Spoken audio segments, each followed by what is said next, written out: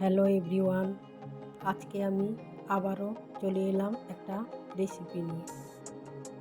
দেখেই বুঝতে পারছেন কি রেসিপি আপনাদের সঙ্গে শেয়ার করছি। তাহলে চলুন বন্ধুরা, মূল রেসিপিতে ফেরা যাক।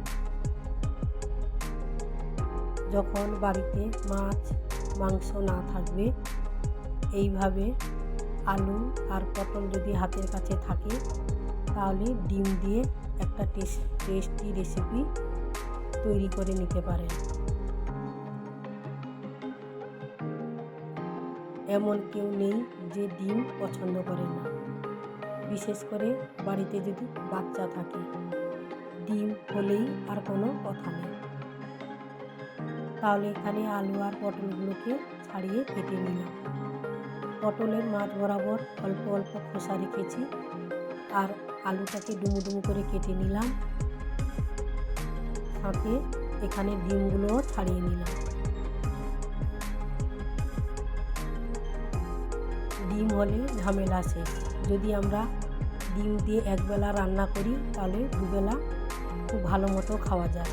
আমার মনে হয় না যে কেউ ডিম পছন্দ করেন না।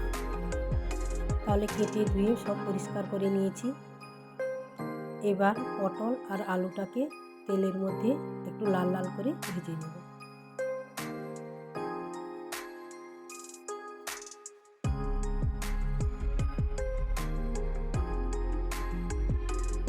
একটু কালার আসার জন্য এখানে আমি দিয়ে দিব লবণ আর হলুদ।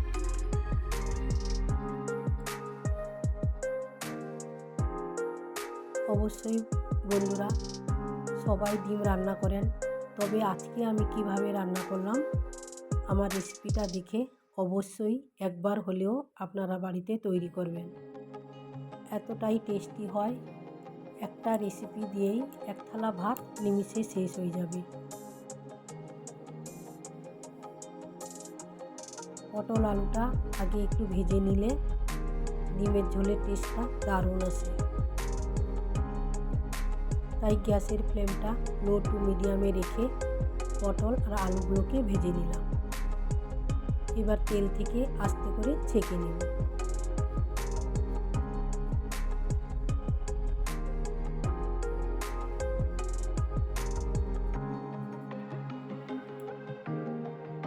সম্পূর্ণটা তুলে নিয়েছি।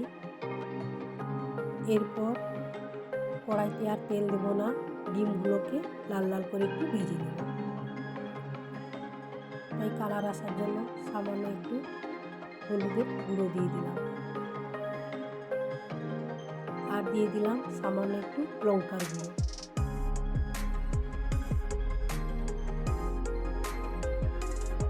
এবার লাল লাল করে ভেজে তুলে নেব।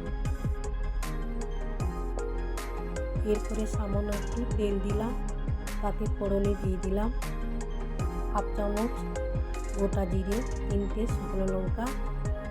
আরও টেস্টি বাড়ানোর জন্য এখানে দিয়ে দিলাম গরম মশলা, অবশ্যই গোটা দিয়েছি। তারপর নেড়ে চেড়ে নিয়ে এখানে বেশ বড় সাইজের কুচনো পেঁয়াজ দিয়ে দিলাম।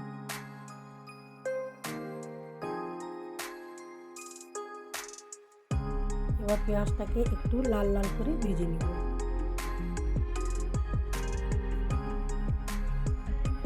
কেটে রাখা টমেটো দিয়ে দিলাম, একটা মিডিয়াম সাইজের টমেটো।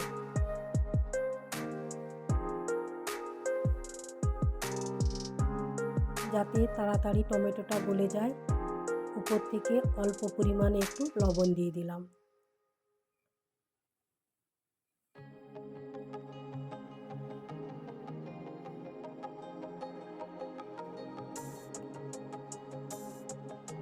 এক চামচ আদা বাটা দিলাম। পরপর কী কী মশলাগুলো দিচ্ছি বন্ধুরা, দেখতে থাকুন। সামান্য পরিমাণে হলুদের গুঁড়ো, আর দিব লঙ্কার গুঁড়ো।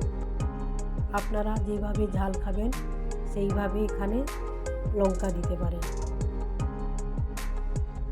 কেউ চাইলে সামান্য পরিমাণে এখানে কাঁচা লঙ্কাও চিড়ে দিতে পারেন। তবে কালার আসার জন্য আরও দিয়ে দিলাম হাফ চামচ লাল লঙ্কার গুঁড়ো, বলতে যে কাশ্মীরি লাল লঙ্কার গুঁড়ো। এবার মশলার সঙ্গে টমেটোটাকে ভালো করে মিক্সড করে নেব। যেহেতু লবণ দেওয়া আছে তাহলে তাড়াতাড়ি গলে যাবে। মশলাটা মোটামুটিভাবে কষিয়ে নিয়েছি। কষানোর পরে আমি ভেজে রাখা আলু, ডিম আর পটল একসঙ্গে দিয়ে কিছুক্ষণ এইভাবে কষিয়ে নেব। আজকের রেসিপিটা আপনাদের কেমন লাগলো অতি অবশ্যই আপনারা কমেন্ট করে জানাবেন। ভালো লাগলে লাইক, কমেন্ট, শেয়ার, সাবস্ক্রাইব করে পাশে থাকবেন। তবে বন্ধুরা, এখানে একটা ক্লিপস মিস হয়ে গেছে। আমি ডিমের সঙ্গে সবজিগুলো ভালো করে মিক্সড করার পর এখানে জলটা যে দিলাম ওই ক্লিপসটা এখানে ডিলিট হয়ে গেছে ভুলে। আপনারা একটু ক্ষমা করে দেবেন। তারপর জলটাকে দিয়ে কিছুক্ষণ ফুটিয়ে নেবেন। ফুটিয়ে নেওয়ার পর আমি গ্যাসটাকে অফ করে দেব। এবার আমি গ্যাস থেকে তুলে নিয়ে এসে ইন্ডাকশানে কম স্পিডে বসিয়ে দিয়েছি। আস্তে আস্তে পটল, আলু সব কিছু ভালো করে যেন সেদ্ধ হয়ে যায় এবং ডিমের সঙ্গে যেন মাখামাখি হয়ে যায়, মানে মিক্সড হয়ে যায়। তাহলে আজকে ডিমের ঝোলের রেসিপি আপনাদের কেমন লাগলো বন্ধুরা? তাহলে আমি কি ভুল বললাম? একটা যদি এই ধরনের রেসিপি থাকে জাস্ট জমে যাবে গরম ভাতের সঙ্গে। তাহলে আজ এই পর্যন্ত, আবারও আপনাদের সঙ্গে অন্য কোনো রেসিপিতে দেখা হচ্ছে। ততক্ষণে আপনারা ভালো থাকুন, সুস্থ থাকুন, সাবধানে থাকুন। কে কোথা থেকে আমার এই রেসিপি দেখছেন অবশ্যই বন্ধুরা কন্টিনিউ করার চেষ্টা করবেন। তাহলে আজ এই পর্যন্ত, টাটা, বাই বাই।